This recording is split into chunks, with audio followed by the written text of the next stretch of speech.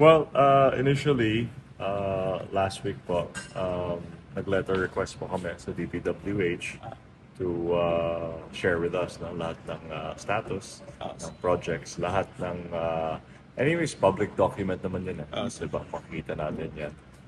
But we need to know kung sino contractor, the status, yung usual ng timeline, completion, acceptance, all of that. No? Yun ang request po namin sa DP. And then I asked our congressman to help, of course, kasi sila, mas malakas po sila sa DP kaysa sa amin.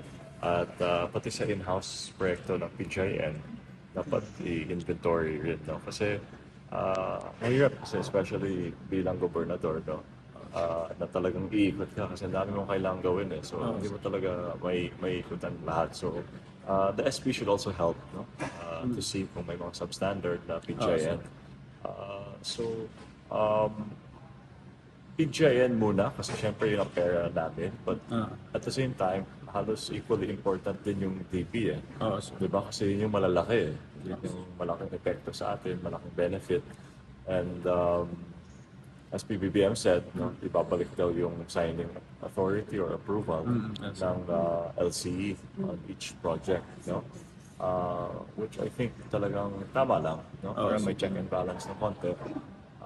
Di ko alam na ganun pala noon. Kaya lang tinanggal yung requirement na yan, which in my opinion never should have been kasi magandang check and balance. Hindi ko pa na-check, so that's why we want to get the listing.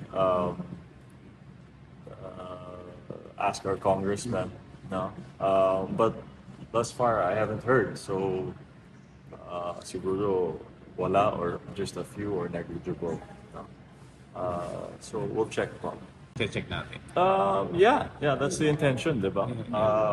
Kung hindi ako mismo, di someone na trusted. Di ba? At timestamp picture at, magsasign just to make sure. At yung mga big ticket siguro, we should check it ourselves. Kasi, siyempre, iba pa rin pag with your own eyes, di ba?